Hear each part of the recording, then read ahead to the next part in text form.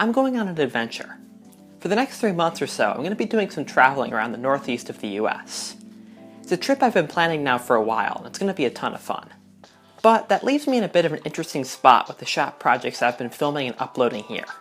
I could put them on pause, but I really like the challenge of making these things, and it's clear some of you folks do too. I don't really want to give that up. I can't bring my shop with me. Or can I? That's what I'm going to try.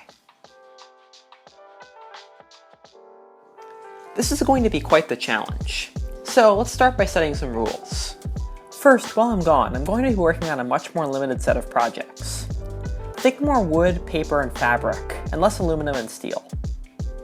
Second, I want to be able to fly with this toolkit in a checked bag.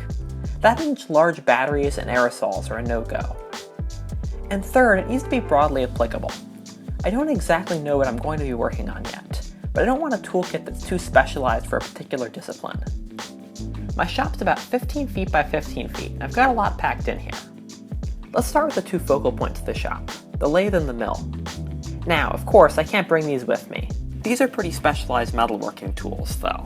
Generalizing their capability a little, these tools both let me make features and drill holes very precisely. For some near-term projects I have in mind, that latter category is most important, and is what I'm going to focus on. I love my current cordless drill, but it's way too heavy and bulky for a toolkit like this. I'd really like something smaller. Luckily, a number of tool makers have been lately putting out 12-volt versions of many of their tools. They're lighter weight, but still are surprisingly capable. This drill here is one of the best reviewed. Part of what makes it so compact is the battery fits into the handle like this.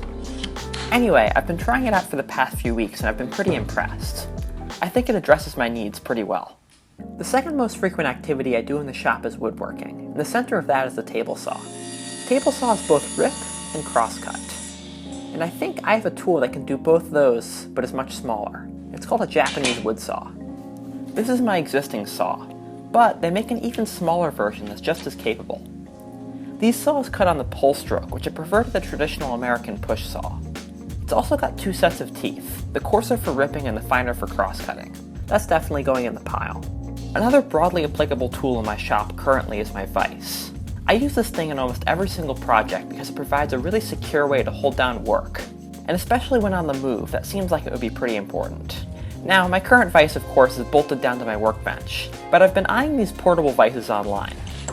It's definitely smaller and weaker than what I currently have, but I think it'll suffice for lighter duty work. I can clamp it on any work surface I want. Even though it's portable, I think this thing could probably hold a 2x4. That's pretty nice. Anyway, that's definitely going in my bag. Let's talk about a few other capabilities I have. One of them being sewing. I already have a pretty compact kit, but I'm going to pull out the pieces that are most important. As for fabric, I can get that at the destination if I need to. Another set of tools I use pretty often are paper craft tools. Rulers, X-Acto knives, compasses, things like that. I have a bunch of this stuff, and I'm probably just going to pick through it and grab a couple of my most used items. Finally, I have a lot of essential general tools that are pretty important no matter the project. I'm talking about things like screwdrivers, pliers, or a hammer. A bunch of this stuff will make its way in there too. Okay, finally, what am I going to put all this stuff inside? Well, someday I'd like to make some sort of custom bag or something like that, but for now, I'm just going to use a bag I've had laying around for a few years. This thing's pretty dusty, so I'm going to do a little bit of cleanup.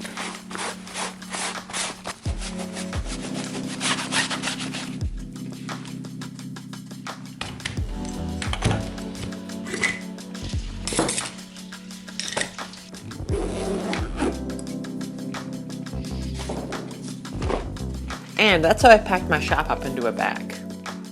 Here's a picture of everything inside, all laid out. But a disclaimer, the kit will definitely change over time as I better understand what I use and don't use. Over the next few months, I have a few small and unique projects planned, and I'm hoping to document them and share them out here as I have in my other projects. So stay tuned. But anyway, that's all I've got. If there's any capabilities you think I should have in my tool bag that I don't, or you think I packed too much or too little, let me know in the comments below. I'd love to talk about it. But anyway, thanks for watching and see you later.